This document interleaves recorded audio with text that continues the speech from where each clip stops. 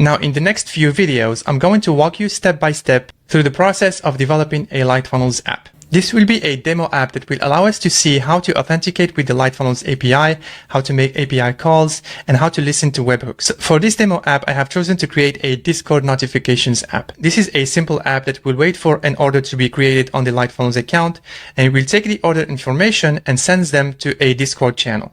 The app will also have the option to set up multiple notifications for different Discord channels. So to get started, we go to the API reference. So here I am in our API documentation. And to get started, I have two options. Either go to the Getting Started page, where I will have all the information I need to get started, or to run the API collection on Postman. The API collection on Postman is very useful because it has done for you API calls that you can take directly from Postman and put them in your code. But before we do that, let's go to Getting Started and see what we need to get started. The first thing we need is an active Lightfunnels account. This will allow us to install the app on the account and test it during the development process. If you don't have a Lightfunnels account, you can create a free trial here with no credit card required. We also need a Lightfunnels Partners account. Once you are logged into your Lightfunnels account, you can go ahead and click here to access your Partners area. Then we need to create an app inside of the Partners account. So I'm going to go to the Lightfunnels Partners area to create the app. Once inside of your Partners area, go ahead and click New App. Let's go ahead and enter some information about our app. So we'll call it Discord Notifications.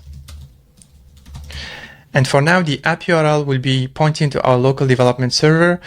I'm just going to remove the S because I don't have SSL on my local development server. Now, I will need to whitelist some redirect URLs. I'm just going to take the local development URL and I'm going to add a route here. I'm going to call it /aud/redirect. You can call this whatever you want as long as it makes sense for you. Okay, so that's where our redirect URL will be, and I will walk you through the authentication process where we use this URL in a bit. The external toggle here indicates whether you want the app to be open inside of the Lightfunnels dashboard, or for some reason, if you want your app to be loaded outside of the Lightfunnels dashboard, you enable the external toggle here. All right, so I'll keep it off and I will create the app. I will go to the configurations tab and I will get the app ID and the app secret. So these are the two IDs that we will use to authenticate our app with the API. Now let's go back to the documentation and see what else we need. So we need the client ID and client secret. Those are the app ID and app secret right here. And then we will need some basic familiarity with GraphQL. Now, if you're not familiar with GraphQL, it's simply a better version, if you will, of the REST API. If you're not familiar with GraphQL, do not worry. With the Postman collection, you will have everything set up for you. You just copy and paste the queries that you want. But in a nutshell, what GraphQL is, it is a way to ask the server for exactly the data that you want, and the server will reply with exactly that you want. It's just a more organized way to work with an API. So making a query. So all the queries will go to services.lightfunnels.com/API/version2. And with GraphQL, you always send a query and some variable. The query will tell the server the data structure that you want to use. So it's just going to be a string. And then the variables, if you have, for example, a funnel ID, so you tell the server, you give me this funnel ID. So the query will have, like, you want the name of that funnel. You will include the name inside the query. And in the variables, you will give the ID, the actual ID of that funnel. So the variables are optional. You can also query without variables. So you have more information about GraphQL, and if you're interested in learning about it, we recommend this tutorial right here. All right. So whenever you make an API call to read or write from the Lightfunnels API, you need to be authenticated with an access token. This access token has to always be attached to your queries in the header. All right, so it's in the authorization header. I'm going to show you how to do that in a bit. And to access your app, either you are going to click on the install app here, or you can go ahead and go to this link to the admin/apps, and you are going to put your client ID at the end of the URL, and then it is going to send you directly to the app page. All right. Now we also have the option to see this in Postman. But before we go to Postman, let's go ahead and talk about the authentication. Now, what we mean by the authentication is the process of getting the access token that you will use in all of your API calls. Now, what the access token does is first, it grants you permission to take some actions on the account.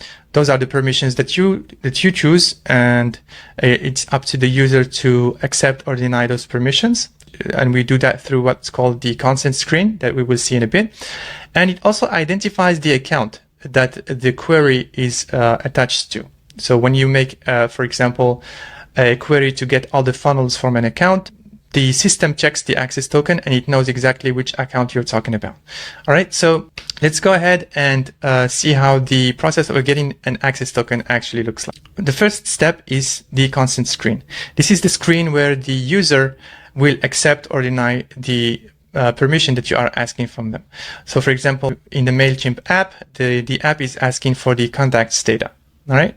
So once they accept, Lightfunnels will send the user back to the app for the step 2, where the app will ask for the access token. Now let's see how this works. So the first thing is, in order to get an access token, you have to ask the user for permission. Now, in order to create a consent screen like this, you need to make a GET request in the following format. Now let me copy this and I will go to an empty text editor, and let's go ahead and update the client ID with our client ID from the app, and our redirect URI with the redirect URI from the app as well. And our scopes, in our case, we are going to send order notifications. So the only scope that we are going to need is the orders scope, this one. So in our case, it's just going to be orders, but in your case, it could be orders and products. So in that case, you just add a comma and add products here. All right. So for the state, this is a variable that is going to stay the same after it goes back to the redirect URI. I'm just going to keep it this way, but you can use it for whatever use case you have. This could be like a user ID inside of your system. Okay, so let's go ahead and copy this link right here and paste it here and see what's up. And as you can see, I get a consent screen. We didn't add a logo. We will add a logo later, but we have a consent screen that is asking us to receive order data. If I click install the Discord notifications app, it will go back to the redirect URI that we have passed here, and it will give me a code that I can use to get the access token. So now that we are ready to install the app, let's go ahead and see what happens. Now remember, we don't have any local development server running yet. So once we install the app, we will go back to the redirect URL that is pointing to the local development server. So there will be nothing to go back to, but we will check the URL to see that we had the code that was passed to us. Let's do that. So install the app, and there is no local development server, but if we check the URL, you see that there is a code that was passed to us, and it is the authorization code that we will use to get the access token. We also see that this is our redirect URL, and at the end, we also have the state variable that has the same value that was passed to the consent screen. So that's good.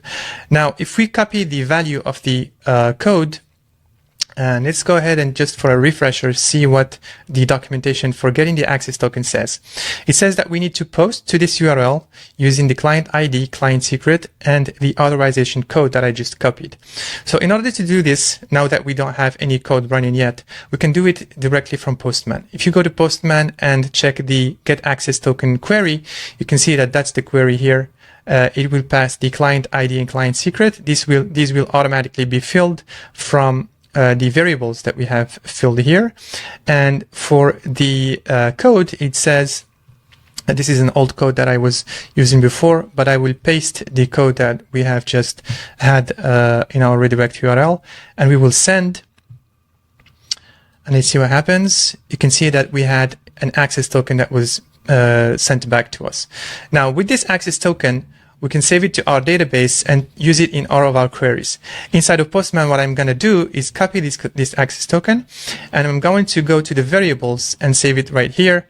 And this way, I'm going to be able to start getting information using all of these queries. So let's check one of the queries here. For example, products.